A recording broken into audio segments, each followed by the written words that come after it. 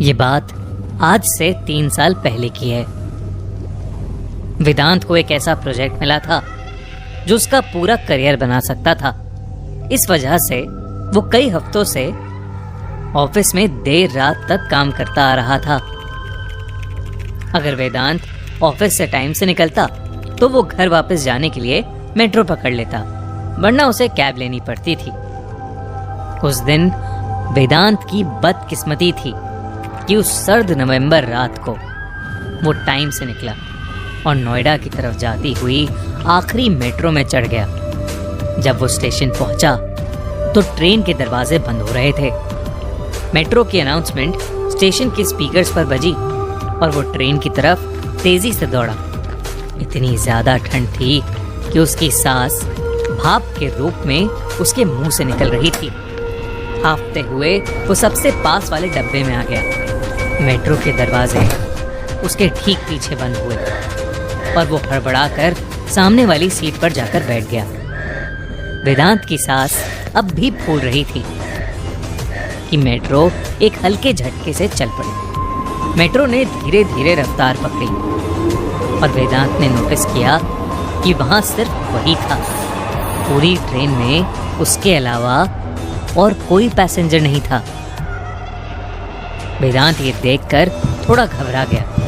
पता नहीं क्यों, पर वेदांत के दिल की धड़कनें उस खाली ट्रेन को देखकर तेज होने लगी थीं। मेट्रो की एक और अनाउंसमेंट आई। अगला स्टेशन आ चुका था। ट्रेन के दरवाजे खुले और एक ठंडी हवा का झोंका डब्बे में घुस आया। वेदांत कपकपा उठा। ठंड की वजह से नहीं, बल्कि जो वेदांत ने बाहर देखा उसकी वजह से। पूरा स्टेशन खाली था, एक आदमी के सिवाय। वो सामने एक लोहे की बेंच पर बैठा हुआ था। वो अधेड़ उम्र का था और उसने जीन्स और एक जैकेट पहनी हुई थी।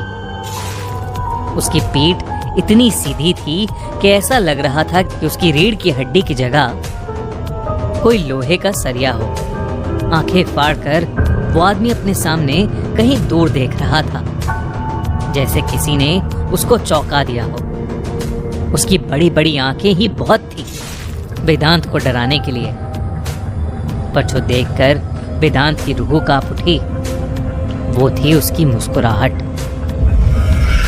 एक कान से दूसरे कान तक खिंची हुई एक बेजान मुस्कान।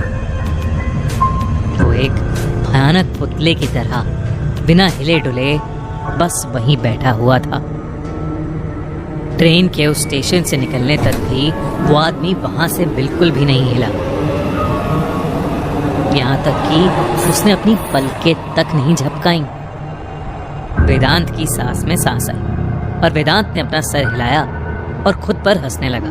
उसने सोचा कि ये कोई डरने की बात नहीं थी, कोई शायद शराब पी के बैठा हुआ होगा। वेदांत ये सोच ही रहा था कि मेट्रो का अगला स्टेशन आ गया। स्पीकर से अनाउंसमेंट आई और स्टेशन की लाइटें दिखने लगी। फिर ट्रेन प्लेटफॉर्म पर रुकी। दरवाजे खुले और इस बार तो वेदांत के होश उड़ गए। वो बूढ़ा आदमी वेदांत के ठीक सामने फिर से उसी बेंच पर बैठा हुआ था। वही मुस्कान, वही बड़ी बड़ी आंखें लिए। ऐसा कैसे हो सकता था?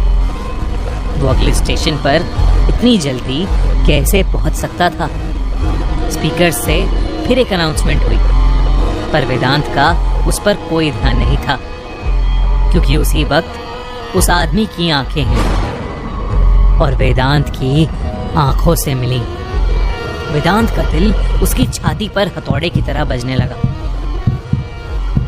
ट्रेन के दरवाजे बंद होते होते लगभग एक अरसा बीत गया।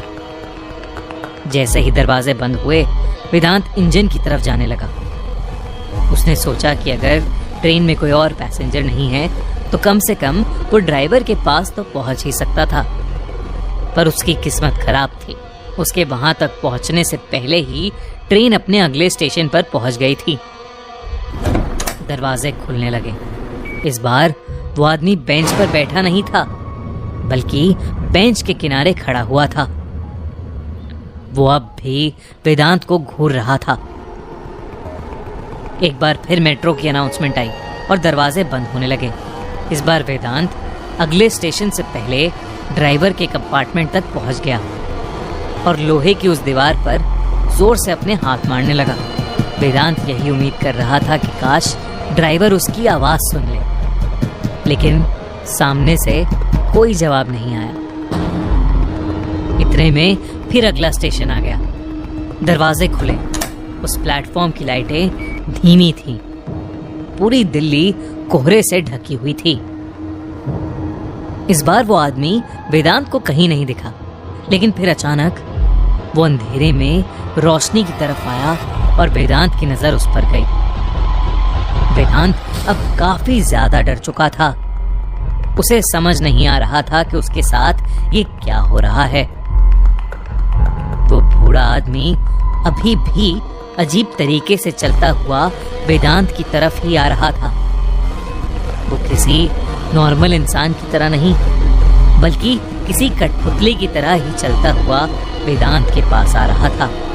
एक और कदम उसे ट्रेन में अंदर ले आता। वेदांत का शरीर अकड़ने लगा और घबराहट में उसकी एक जोर की चीख निकली। वेदांत ट्रेन के अंदर दूसरी तरफ के कंपार्टमेंट में भागने लगा। दरवाजे दोबारा बंद हुए और वेदांत को एहसास हुआ कि वो अब ट्रेन में उस आदमी के साथ बंद था। मेट्रो फिर एक बार झटके से शुरू हुई और वेदांत इस बार लड़खड़ा कर नीचे गिर पड़ा। जब वेदांत ने उठने की कोशिश की तो उसने अपने पीछे कुछ ऐसा देखा जो आज तक उसकी याददाश्त में छपा हुआ है। ट्रेन जोरों से हिल रही थी। वो आदमी वेदांत की तरफ अजीबोगरीब तरीके से चलते हुए आ रहा था और जहां वेदांत गिरा था उस कंपार्टमेंट की सारी लाइट्स फ्लिकर कर रही थीं। वेदांत को ऐसा लगने लगा कि उसके साथ कुछ बहुत बुरा होने वाला है। वो एक छोटे बच्चे की तरह फूट फूट कर रोना चाहता था, पर किसी तरह उसने हिम्मत जुटाई और उठ खड़े होकर दोबारा दौड़ना शुरू किया। वो ये सोच रहा था कि अगर वो ट्रेन के एंड तक पहुंचा तो फिर उसके आगे क्या? क्या वो डरावना आदमी उसे पकड़ लेगा और फिर क्या वो उसे मार डालेगा? वेदांत भागते भागते आखिरी डब्बे में पहुंचा। उसने अपने साइड में देखा कि अगला स्टेशन भी आ चुका था। वेदांत ने पीछे मुड़कर देखा तो आदमी अब वेदांत के बेहद पास था। उस डब्बे की भी लाइट्स जल बुझ करना शुरू हो गईं। ट्रेन धीरे हुई, लेकिन मेट्रो के दरवाजे अभी भी खुले नहीं थे। वो आदमी अब वेदांत के चेहरे के पास आ गया था। वेदांत ने ट्रेन के शीशे को पीटना शुरू कर दिया। उस आदमी ने वेदांत का चेहरा पकड़ लिया और एक बार फिर से वो भयानक मुस्कान उसके चेहरे पर वापस आ गई। ये सब अपने साथ होता देख वेदांत सुन्न पड़ गया। लेकिन तभी ट्रेन के दरवाजे खुलने शुरू हो गए। थोड़ी सी जगह मिलते ही वेदांत ने अपने आप को बाहर खींचा और सीढ़ियों की तरफ भागने लगा। उसने मुड़कर अपने पीछे भी नहीं देखा, बस भागता रहा। झाड़ू लगा रहे मेट्रो के कर्मचारी और 2 पुलिस वालों के लिए भी नहीं रुका। तभी रुका जब बाहर धुंध से लिपटी हुई सड़क पर आ पहुंचा। जब उसके फेफड़ों में सांस आई तो वेदांत ने आखिरी बार ऊपर मेट्रो स्टेशन की तरफ देखा। वो मेट्रो ट्रेन वहीं खड़ी हुई थी और उसके आखिरी डब्बों की लाइटें अभी भी टिमटिमा रही थीं।